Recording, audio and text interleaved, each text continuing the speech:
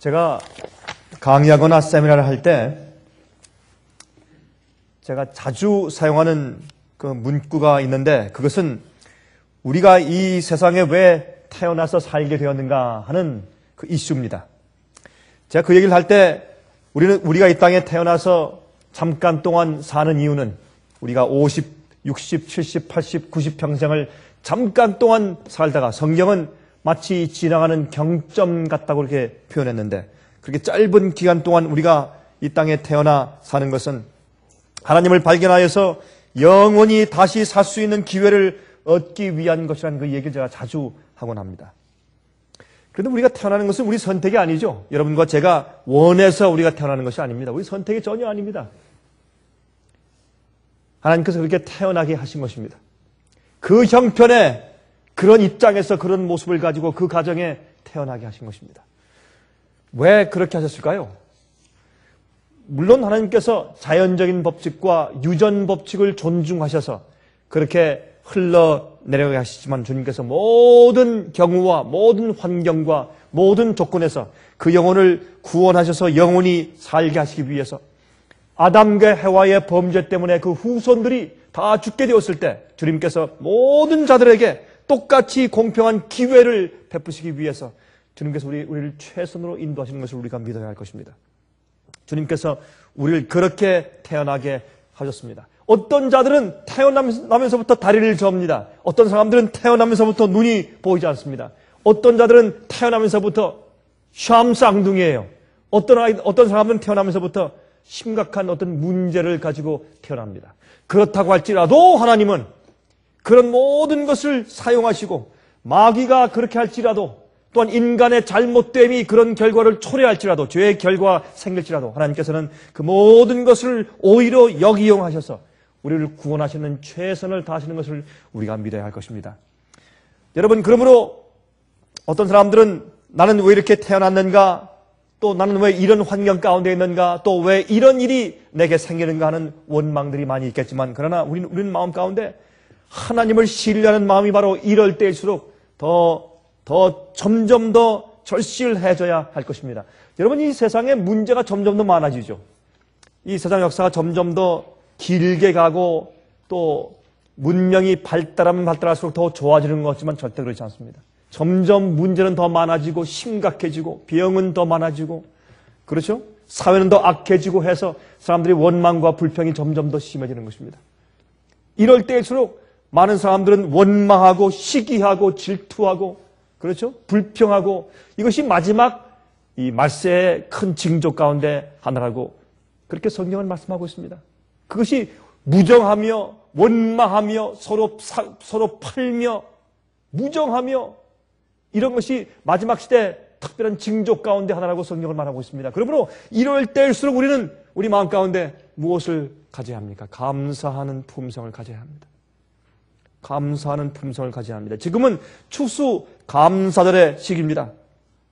사람들이 그저 감사하자고 그저 이 절기를 지키는 의식적으로 그렇게 말하는 그런 시대에 살고 있습니다. 그러나 사람들 마음 가운데 진심으로 하나님께 감사하고 어떤 일이 생기든지 간에 주 앞에 찬송을 드리는 그런 믿음을 찾기가 참 어려운 시대에 살고 있습니다.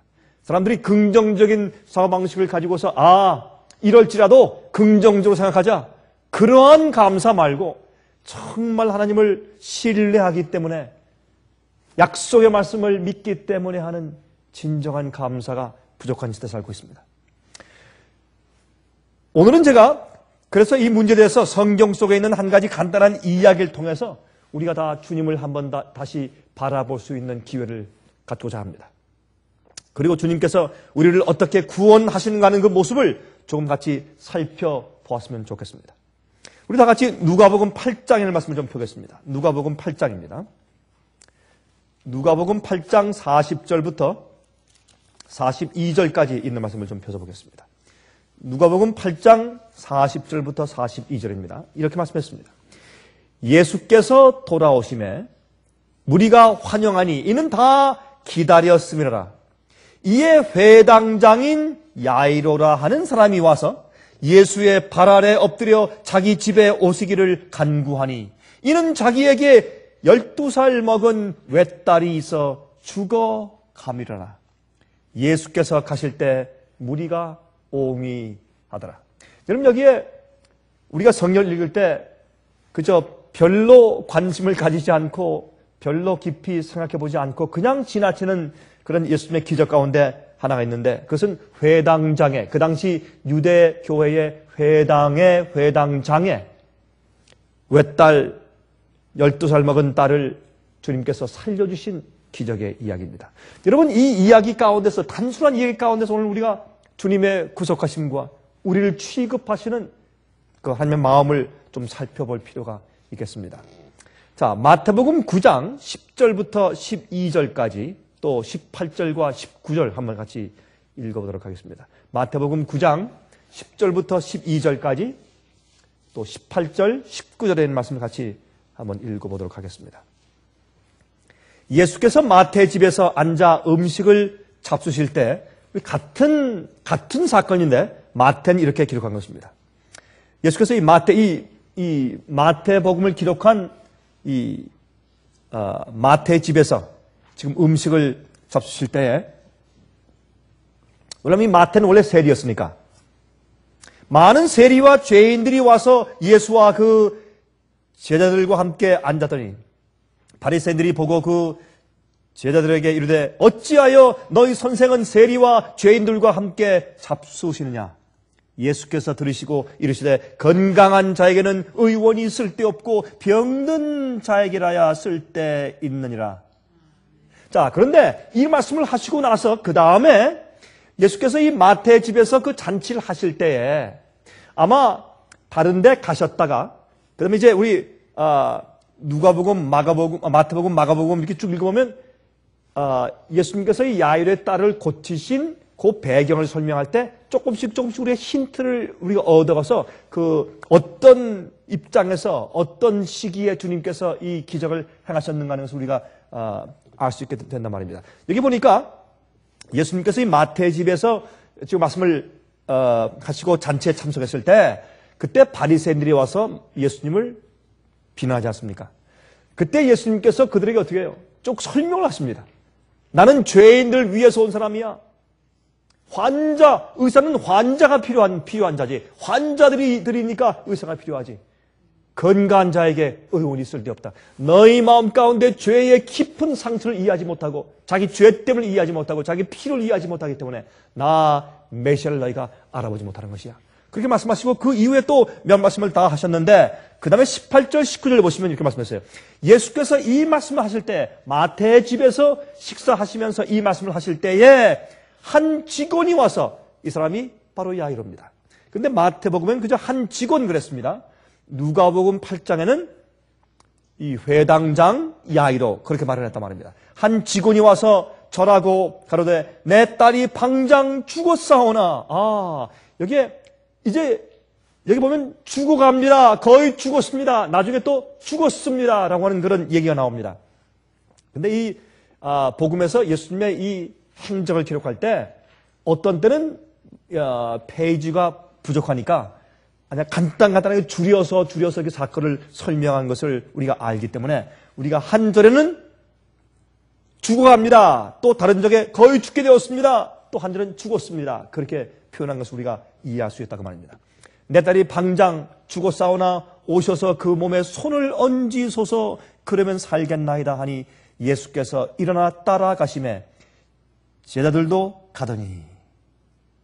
여러분 여기 보면 예수님께서 지금 어느 집에 계십니까? 세리 집에 계세요. 또 바리새인들과 제사장들과 율법사들과 회당장들은 교회 측에서는 예수님을 비난하고 또 뭐라고 합니까? 지금 이 어떤 비난하고 정죄할 구실을 찾기 위해서 호시탐탐 노리다가 잘됐다. 어떻게 너희 주인은, 너희의 선생은 어떻게 이렇게 세리들과 죄인들과 이렇게 즐기느냐? 경건하지 못하게. 이렇게 말할 때 교회 전체가 예수님을 공격할 때 그때 야이로가 와서 예수님께 무릎을 꿇고 이렇게 사정을 합니다. 다시 말해서 여러분 이 환경과 이 입장은 회당장이 올 곳이 아닙니다. 회당장이 와서 교회 전체가 정죄하고 신란하는 그런 자에게 무릎을 꿇고 제발 내 딸을 와서 고쳐달라고 살려달라고 간구할 그럴 장소와 그럴 때가 아닙니다. 그럴 때가 아닌데 야이로 회당장이 왔습니다. 그것은 우리에게 상당히 중요한 의미를 갖습니다. 그렇죠?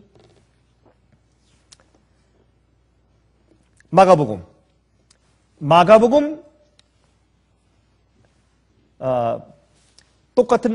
똑같은 말씀 가운데서 마가복음을 보시면 5장 21절부터 24절까지의 말씀 보겠습니다. 마가복음 5장 21절부터 24절. 회당장 중 하나인 야이로라 하는 이가 와서 예수를 보고 발 아래 엎드려 많이 간구하여 가로되 내 어린 딸이 죽게 되었사오니 오셔서 그 위에 손을 얹어사 그로 구원을 얻어 살게 하소서 하거늘 이에 그와 함께 가실새 큰 무리가 따라가며 에워싸 밀더라. 그런데 여러분 아시지만 말이죠. 예수님께서 이 야이로의 딸을 구하러 지금 가시는 도중에 누가 예수님의 옷자락을 만집니까? 12의 혈루증을 앓던 여인이 예수님의 옷자락을 만진 다음에 구원을 받습니다. 여러분 그때 이 혈루증을 앓던 여인이 만진 예수님의 옷자락에는 무엇이 있었습니까? 청색 술이 있었어요. 이스라엘 백성들은 남자들은 전부 다 이 옷에다가 옷 소매 끝과 저 단 끝에 전부 다 청색 술을 달고 다니라고 그렇게 명령을 받았습니다. 그것은 무엇을 상징합니까? 청색은 주님의 계명, 율법에 대한 순종을 상징합니다. 충성심을 상징합니다. 그런데 이 일이 있었어요.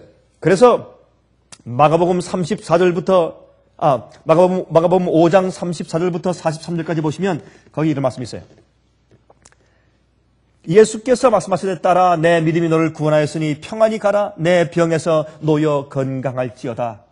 예수님께서 그의 믿음 때문에 병이 나았다고 주님께서 말씀하신 장면이죠. 35절. 아직 말씀하실 때에 회당장의 집에서 예수님께서 야이로의 딸을 구하기 위해서 가십니다. 지금 가시는 도중에 혈루증을 앓던 여인을 만나서 그를 고치시고 그가 예수를 만나기 위해서 주님의 옷자락이라도 만지면 자기 병을 날 것을 믿고서 그는 기어서 여러분 계속 출혈하니 얼마나 기운이 없었겠어요 이 여인이. 그러나 사력을 다해서 기어서 사람들이 너무나 많기 때문에 주님께 가까이 갈 수 없기 때문에 기어서 갔을 것입니다. 가서 사람을 삐집고 들어가서 땅 밑에서 올려다보면서 예수님의 그 옷단의 끝을 만졌겠죠. 예수님께서 오히려 그 여인이 오는 것을 알고 걸음을 천천히 걸으셨습니다. 그때 야이로가 얼마나 답답했겠습니까? 주님께서 내 필요를 아시면서 왜 이렇게 천천히 가실까? 주님 벌써 잊으셨는가? 아마 그런 마음이 생겼을지 모르죠. 또 예수님께서 시간을 걸려서 그 여인과 대화하시고 그 여인을 알아보시고 사람들에게 이야기하시고 이 성경 가운데 이 말씀은 간단하게 기록되었지만 꽤 시간이 좀 걸렸을 것입니다. 여러분 그때 야이로가 얼마나 마음 가운데 답답했을까요? 주님 빨리 갑시다. 내 딸이 죽어갑니다. 그런데 그렇게 얘기를 하고 계시는 동안에 어떻게 야이로의 종이 달려와서 무엇이라고 말합니까? 35절. 아직 말씀하실 때 회당장의 집에서 사람들이 와서 가로되 당신의 딸이 죽었나이다. 어찌하여 선생을 더 괴롭게 하니까? 주인님이시여 이미 죽었습니다. 이젠 안 되면 이제 소용이 없습니다. 이제 더 이상 예수님 괴롭히지 마십시오. 집에 가서 빨리 장례식 준비합시다. 이런 형편입니다. 그때 36절 예수께서 그 하는 말을 곁에서 들으시고 회당장에게 이르시되 두려워 말고 믿기만 하라 하시고 아무 걱정하지 말아라. 두려워하지 말아라. 여러분 우리 생애 가운데 문제가 있을 때 절망적일 때 실망할 때 내가 원하는 것이 이루어지지 않을 때 답답할 때 그때 주께서 말씀하기를 두려워하지 말아라. 믿기만 해라. 다시 말해서 이렇게 작은 얘기 가운데서 우리가 무엇을 보는가? 성경은 말씀하기를 우리 주님은 어제와 오늘과 내일과 영원토록 불변하신 분이시라. 통일하신 분이시라. 저는 그 말씀에 너무나 감사한 것입니다. 제가 보고 읽고 이해하는 바로 그 주님께서 오늘도 똑같으신 분이라면 우리 마음 가운데 소망이 있는 것입니다. 우리 마음 가운데 희망이 있는 것입니다. 왜? 그 당시에 정말 그 연약한 혈루증 여인을 취급하신 그 같은 예수님, 야이로를 취급하신 그 같은 예수님, 그 마음 가운데 참 착잡한 마음을 가지고 또 슬픈 마음을 가지고 너무나 어려워서 어찌할 줄 모르는 야이로에게 안심해라. 두려워하지 말아라. 내가 지금 어떤 경험을 하고 있는지 나는 안다. 너의 절망을 내가 안다. 너의 어려움을 내가 안다. 근심하지 말아라. 두려워하지 말아라. 근심하지 말고 나를 믿어라.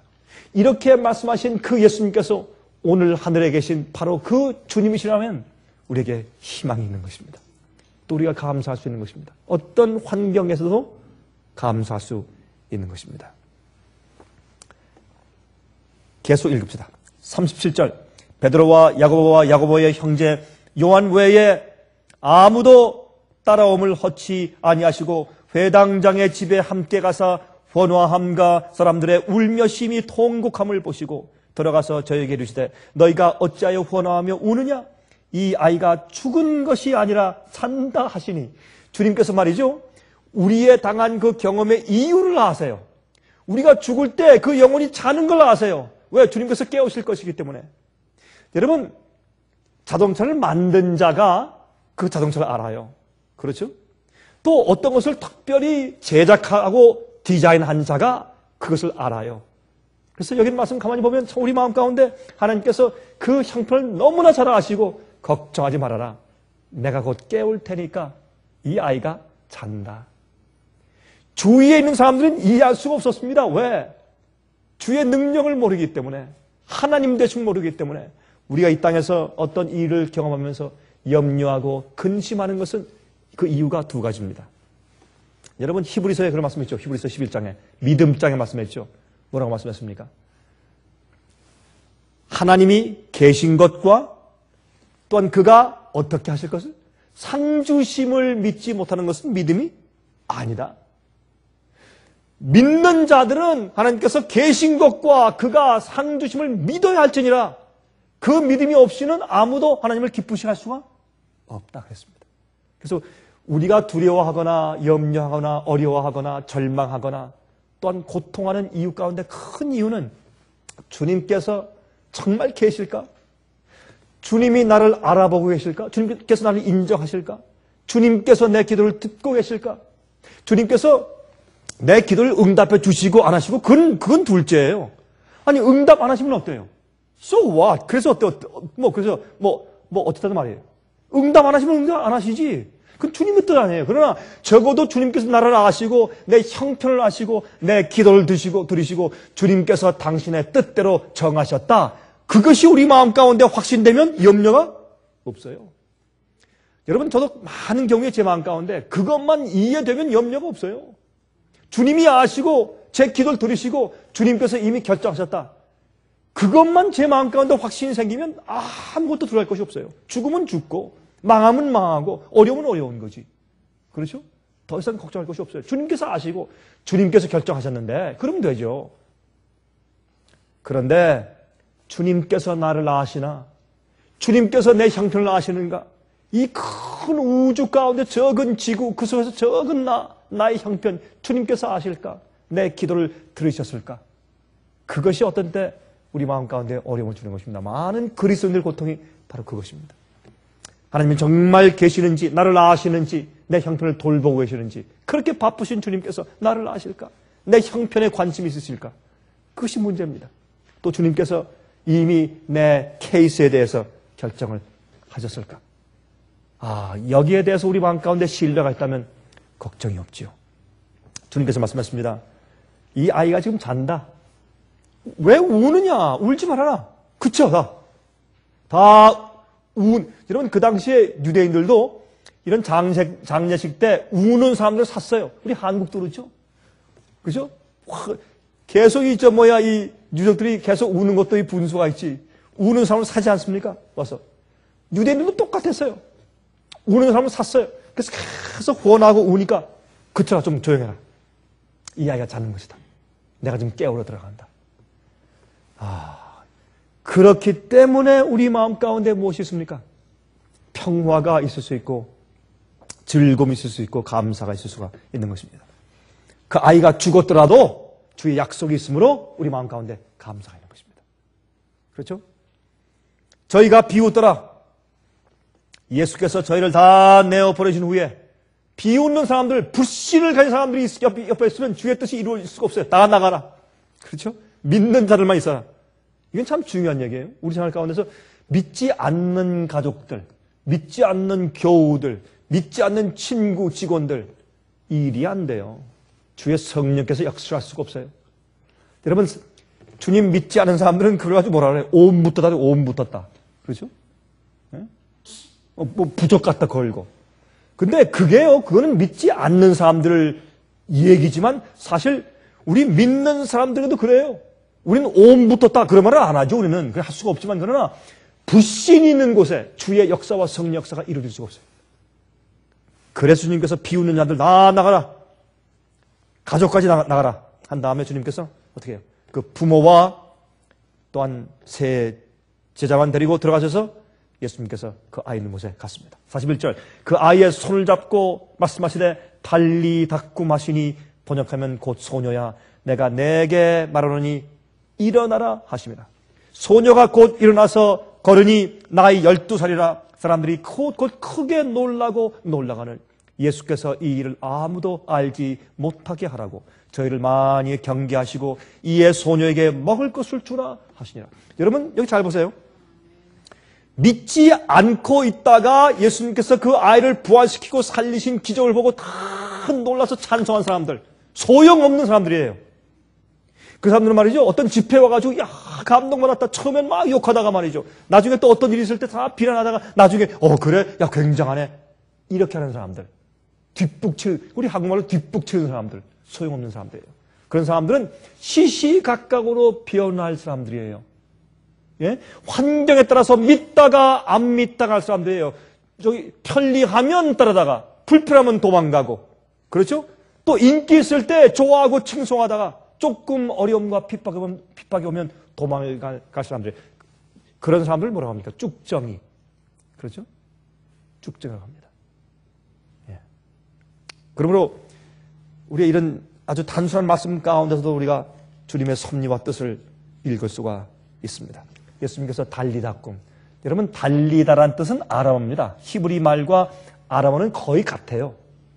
이 아람어로 달리다라고는 달리다꿈, 그런데 달리다는 어린 양이요. 그러더니 어린 양. 꿈 아니면 꿈이 일어나라.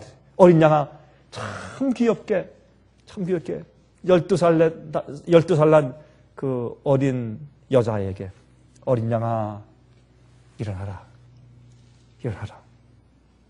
내가 너에게 생명을 주었으니 내가 다시 너를 일으킨다. 일어나라.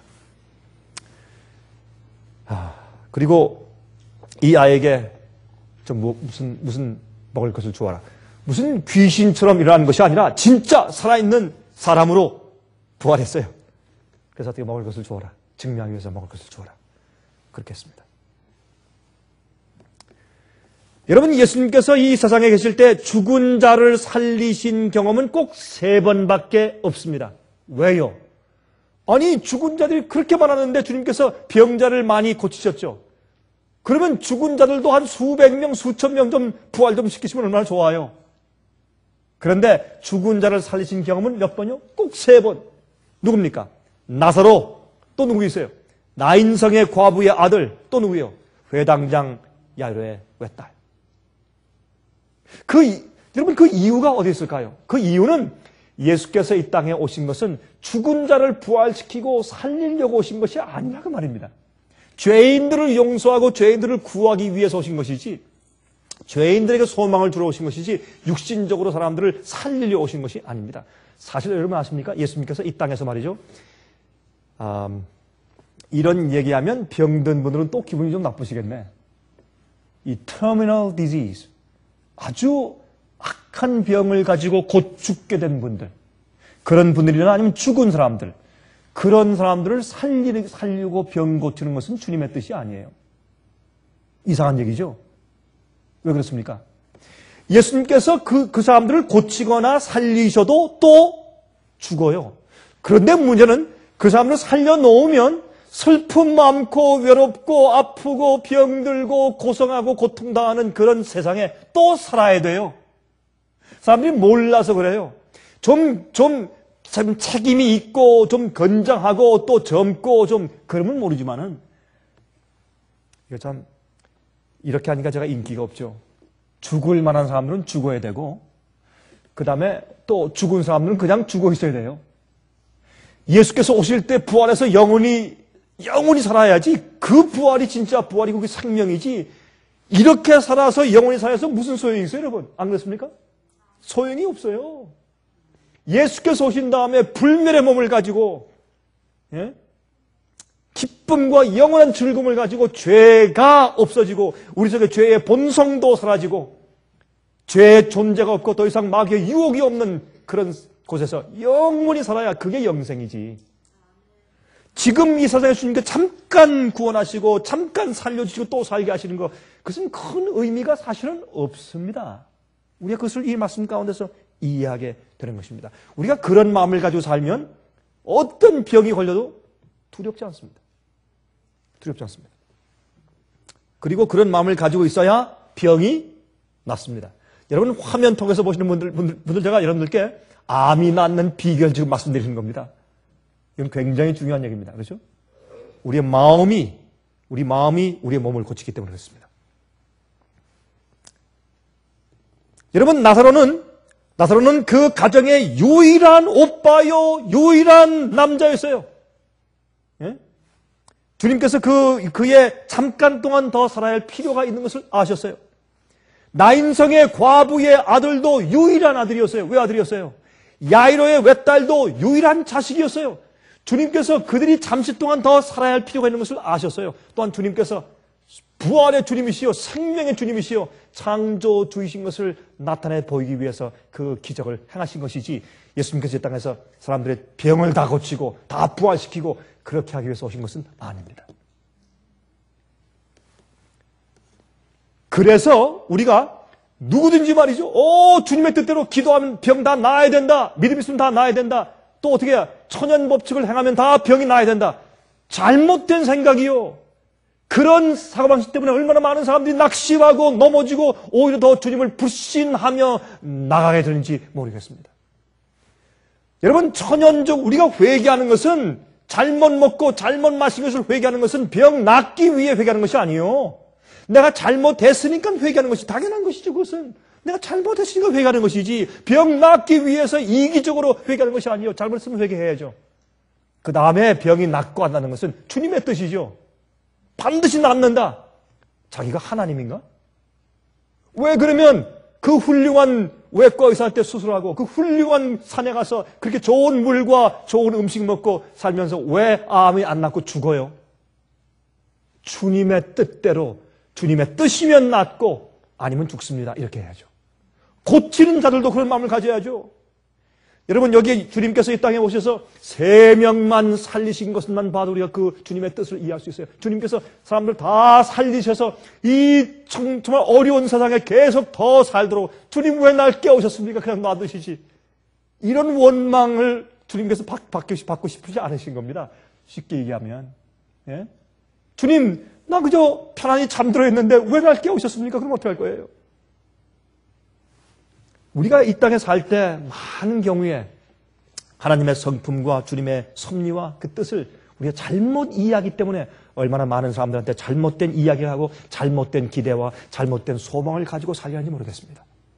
많은 사람들에게, 죽게 된 사람들에게, 어려운 사람들에게, 병난 사람들에게 그래도 감사하고 회개케 하고 지금 죽어도 영원히 살 것을 기대하고, 그런 마음을 가지고 주 앞에 내가 죽든지 살든지, 내가 아프든지 건강하든지 잘 살든지 못 살든지 늘 주 앞에 감사하고, 주님께서 나를 이 땅에 태어나게 하셔서 잠깐 동안 기회를 가지고 진리와 하나님 발견하여 살게 하신 그 축복을 인해서 감사케 하고, 예? 그렇게 만들고 가르치면 얼마나 좋겠어요. 그것이 우리가 할 몫이요. 사람들은 자꾸 다른 그런 생각과 다른 그런 꿈을 주어서는 안 될 것이요. 그런 마음을 가질 때 주님께서 원하시면, 주님의 뜻이면 그 병을 낫게 하고 그 사람을 부활시키든지 아니면 그 사람의 형편을 살리시고 주님께서 회복시킬 수가 있는 것입니다. 모든 것은 주님의 뜻이죠. 주님의 섭리에 달려있는 것이죠. 그래서 우리가 기도하고 남을 도와주고 할 때 항상 우리 끝에 어떻게 될 것입니까? 하나님의 뜻대로 이루어지길 바랍니다. 주여 내 뜻대로 마옵시고 아버지의 뜻대로 하시옵소서. 그게 주님의 기도였습니다. 우리의 기도와 우리의 믿음과 우리의 신앙 태도도 그렇게 해야 합니다. 여러분,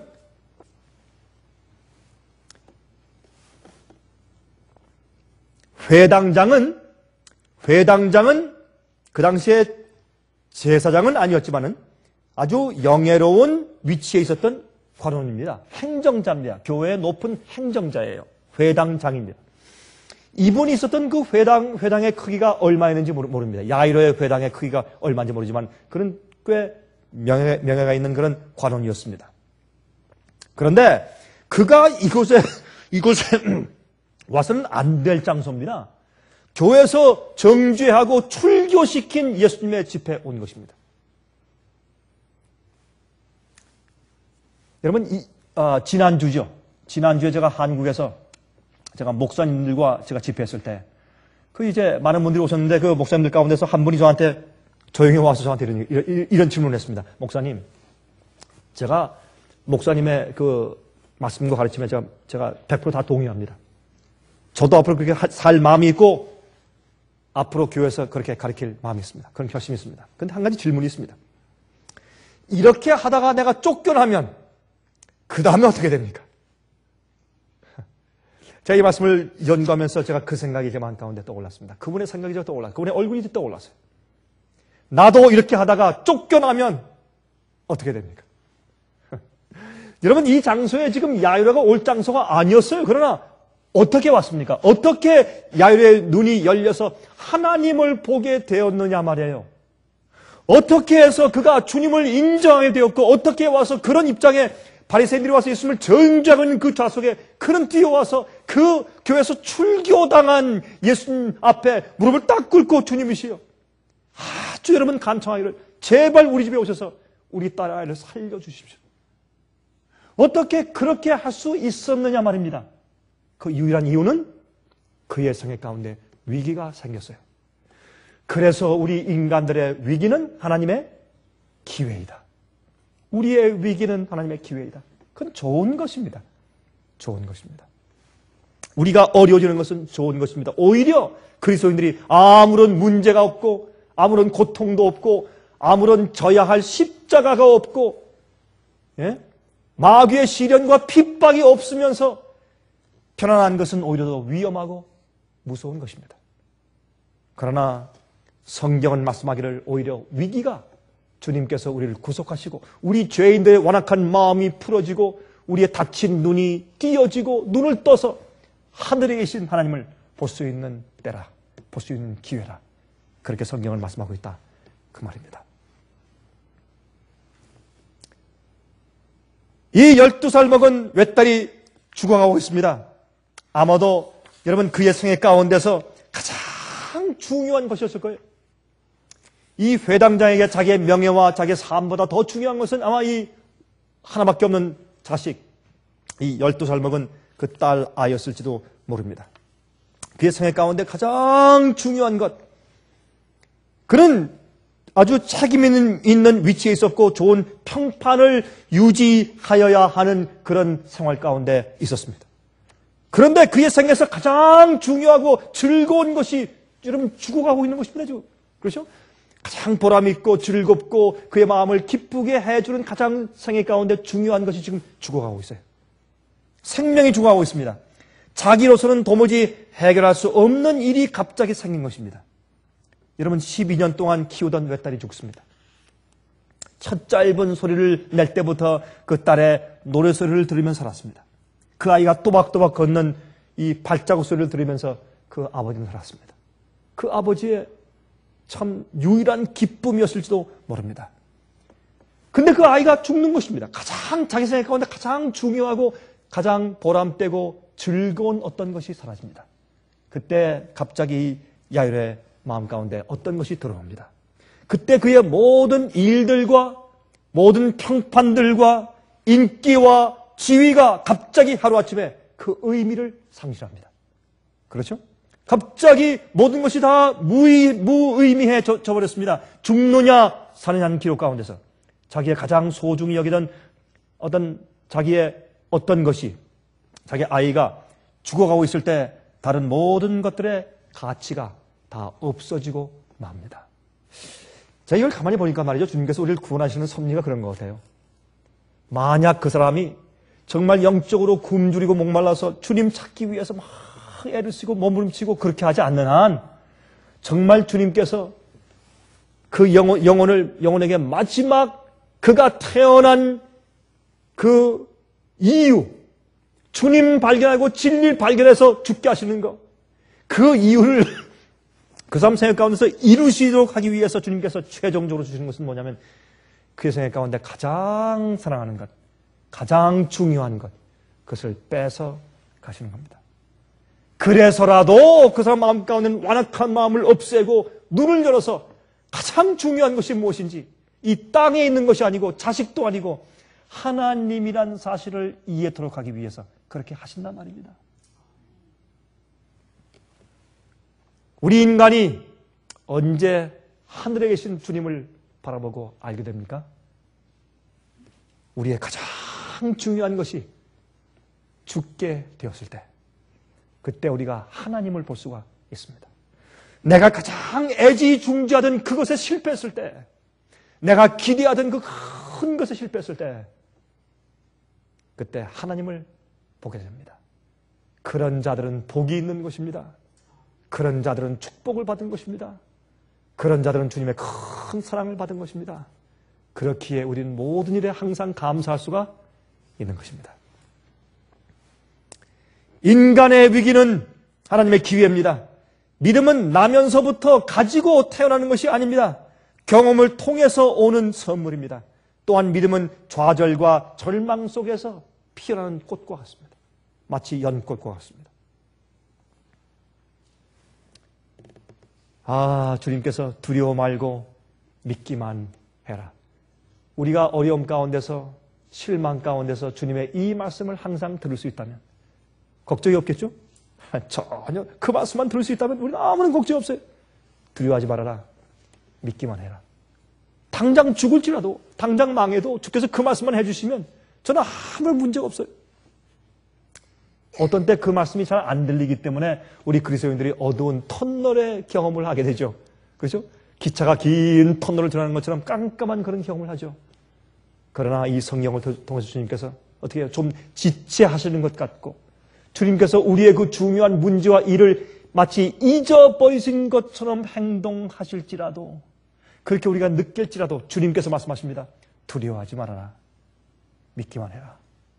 내가 너와 함께 있지 않냐? 여러분 지금 어떻게 해요? 이 혈루증 앓는 여인을 고치면서 시간을 좀 지체하셨지만은, 그래서 딸이 죽었을지 모르지만, 그러나 지금 여전히 주님께서 야이로와 함께 그 집으로 가시고 있는 중이 아닙니까 지금? 주님께서 우리가 좀 어려움과 슬픔 가운데 있을지라도 주님께서 우리와 함께 하늘 가나안 땅을 향해서 우리와 함께 영원히 함께 하시겠다는 약속을 통해서 우리와 함께 여행하시고 있는 중이 아니냐 말입니다. 그렇죠?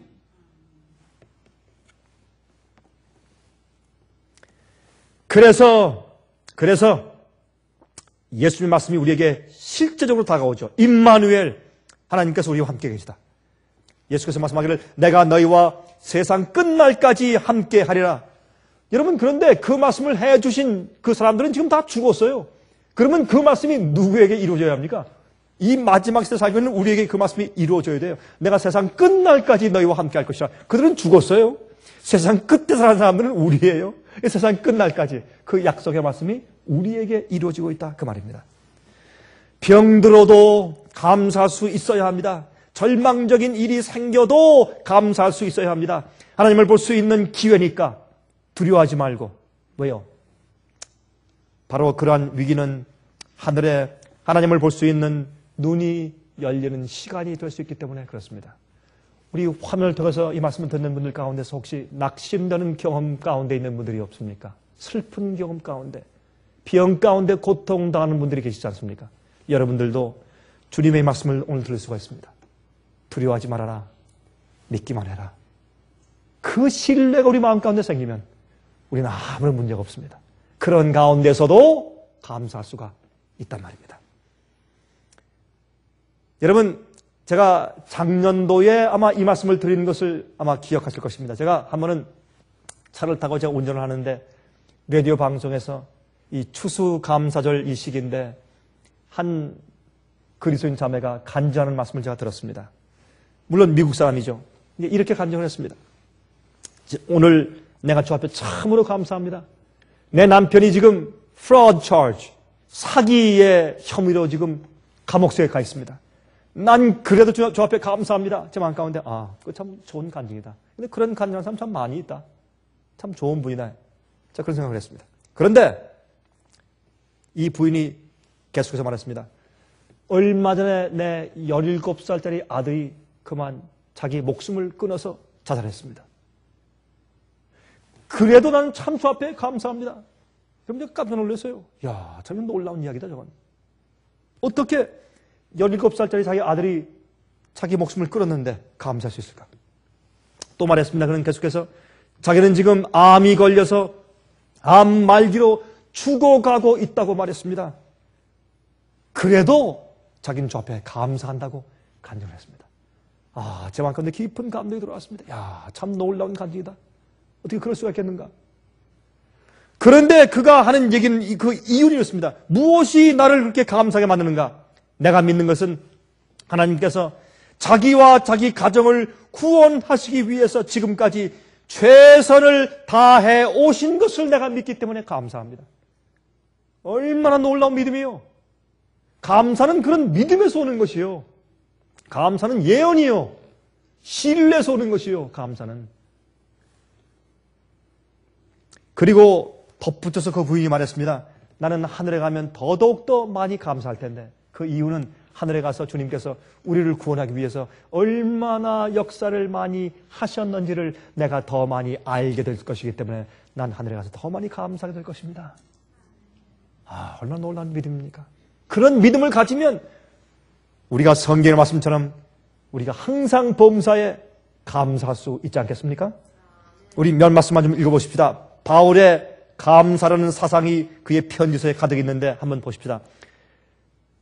데살로니가 전서 5장 18절 범사에 감사하라 이는 그리스도 예수 안에서 너희를 향하신 하나님의 뜻이니라. 주님의 뜻이에요. 우리 항상 감사하는 것은. 로마서 12장 12절 소망 중에 즐거워하며 환난 중에 참으며 기도에 항상 힘쓰며 이것이 주님의 뜻이에요. 또요 에베소서 5장 4절과 20절 누추함과 어리석은 말이나 희록의 말이 마땅치 아니하니 돌이켜 감사하는 말을 하라.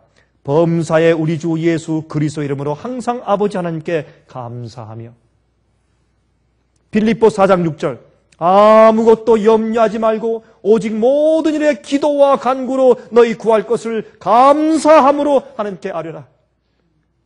여러분 많은 경우에 우리가 주 앞에 기도할 때 불평하며 기도하죠. 하소연하죠. 성경 말씀하기를 모든 일에 감사하면서 하나님께 아뢰라 그랬습니다. 골로새 3장 17절 또 무엇을 하든지 말에나 일에나 다 주 예수의 이름으로 하고 그를 힘입어 하나님 아버지께 감사하라. 골로새 4장 2절 기도를 항상 힘쓰고 기도에 감사함으로 깨어있으라. 여러분 감사치 않으면 우리가 깨어있을 수가 없다 그랬어요. 여러분 마음 가운데 불평이 있습니까? 혹시 불만이 있어요? 원망이 있어요? 그러면 여러분들이 영적으로 참전한 상태에 있는 것이에요. 감사함으로 깨어있으라 그랬습니다. 여러분 감사하는 것은 무엇입니까? 여러분 감사하는 것은 우리 마음이에요. 감사는 우리 입술이 아닙니다. 우리 마음이에요. 그 마음을 표시하는 것이요. 모든 일에 in all things 모든 일에 모든 경우에 감사를 했습니다. 누구에게? 하나님께. 많은 경우의 사람들은 하나님께서 왜 나를 이렇게 살게 하시는가? 왜 이러한 입장에 두셔서 등등 원망을 많이 합니다. 그러나 주님의 나를 구원하시고 영생케 하시는 주님의 섭리와 계획이 오늘도 내 속에서 이 온 우주의 모든 창조력을 다해서 내 속에서 이루어지고 베풀어지고 있다는 사실을 믿어야 할 것입니다. 두려워하지 말아라. 안심해라. 내가 지금 너와 함께 걷고 있지 않느냐? 믿기만 해라. 계속해서 모든 일에 항상 주 앞에 감사하시기를 간절히 바랍니다. 하늘에 계신 우리 아버지, 우리의 소망은 이 세상과 땅에 있지 않습니다. 우리의 소망은 주님의 약속의 말씀 속에 있습니다. 우리의 소망은 주님의 섭리와 주님의 뜻에 있습니다. 그러므로 우리는 땅에 살 때 두려워하지 않을 수가 있습니다. 근심하거나 걱정치 않을 수가 있는 것은 주님께서 약속하시기를 이 세상 끝날까지 우리 믿는 자들과 함께 하시겠다고 약속해 주셨기 때문에 그렇습니다. 주님이시여, 그러므로 참 우리가 지금 찬송 부른 것처럼 괴로움이 많고 수고가 많고 시련 많은 세상에서 항상 주님 바라보고 항상 감사할 수 있도록 도와주시고 감사함으로 주 앞에 아뢰며 기도할 수 있게 저희를 만들어 주시옵소서. 주님이시여, 우리를 도와주셔서 성경 말씀이 내포한 하나님의 성품을 바라보게 하시고 우리 마음속에 있는 인간적인 생각들을 배제하셔서 성령께서 우리를 주관케 해 주시옵소서. 모든 일에 항상 감사할 수 있게 해 주시옵소서. 예수 그리스도의 거룩하신 이름을 의지해서 간절하게 기도드리옵나이다. 아멘. 은혜 많이 받으셨습니까? 지금까지 들으신 이 생예빛 예배설교는 간절한 마음으로 진리를 찾는 분들과 정직한 양심으로 말씀을 받아들이고 언제나 진실이 무엇인지를 생각하는 그리스도인들을 위한 말씀입니다.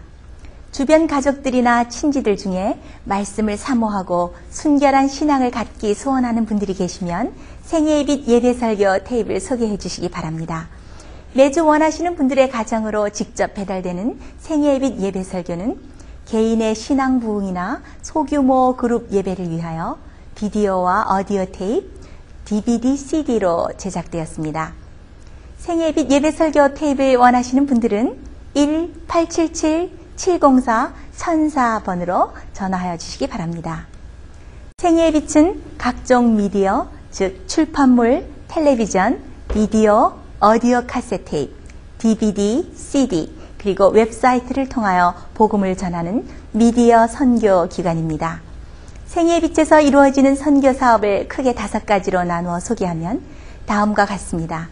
첫째로 생예빛은 가정과 건강과 참된 신앙을 소개하는 월간지 살아남는 이들을 매달 발간하고 있습니다. 가정과 건강 문제뿐만 아니라 참된 신앙과 성경에 나타나 있는 중요한 진리들에 대하여 매달 깊이 있게 다루는 최고의 신앙지입니다. 둘째로 생예빛은 미국의 주요 도시에서 텔레비전 선교 방송을 하고 있습니다. 많은 분들은 생예빛 선교 방송을 통하여 복음을 발견하고 새로운 생애를 살아가고 있습니다. 셋째로 생예빛에서는 우편 통신을 통하여 평신도들의 성경 연구를 도와드리는 성경통신학교를 운영하고 있습니다. 성경에 나타나 있는 중요한 문제들에 대하여 체계 있게 공부하기를 원하시는 분들은 성경 연구 단기 코스와 계시록을 통한 성경 교리 연구, 또한 요한계시록 연구 과목을 신청하시기 바랍니다. 교재 및 모든 비용이 무료인 생예빛 성경 연구 과정을 통하여 복음과 예언 문제를 가장 쉽고 체계 있게 공부하시기 바랍니다. 넷째로 생예빛은 예언 연구를 위하여 특별하게 제작된 비디오 시리즈를 나누어 드리고 있습니다. 성경 구약과 신약의 대표적 예언서인 다니엘서와 요한계시록을 처음부터 마지막까지 자세하게 해설해 드리는 예언 연구 비디오 시리즈를 통하여 많은 분들이 성경과 미래에 대한 새로운 시야를 가지고 살아가게 되었습니다. 마지막 시대의 복음과 비밀이 담겨져 있는 다니엘과 요한계시록 비디오 시리즈를 신청하셔서 새로운 영적 부흥을 체험하시기 바랍니다. 다섯째로 생예빛은 강병국 목사님의 예배 설교가 담겨져 있는 비디오와 오디오 테이프, DVD나 CD를 원하는 모든 그리스도인들에게 나누어 드리고 있습니다. 매주 생애의 빛 예배 설교 테이프를 받기 원하시는 분들은 생애의 빛으로 연락하여 신청하여 주시기 바랍니다. 끝으로 생애의 빛 선교 사업에 대해서 좀 더 자세하게 알기 원하시는 분들은 웹사이트 www.sostv.net을 방문하시기 바랍니다. 생애의 빛 웹사이트에는 지금까지 나온 모든 월간지와 비디오 테이프와 텔레비전 방송물들을 누구나 무료로 보실 수 있도록 준비되어 있습니다. 지금까지 소개해드린 생애의 빛 선교 교재들 중에서 원하시는 책자나 테이프가 있으시면 무료 전화 1877-704-1004번으로 신청하여 주시기 바랍니다. 미국 동부 시간으로 월요일부터 금요일까지 9시에서 5시 사이에 전화해 주시기 바랍니다. 그럼 다음 시간까지 안녕히 계십시오.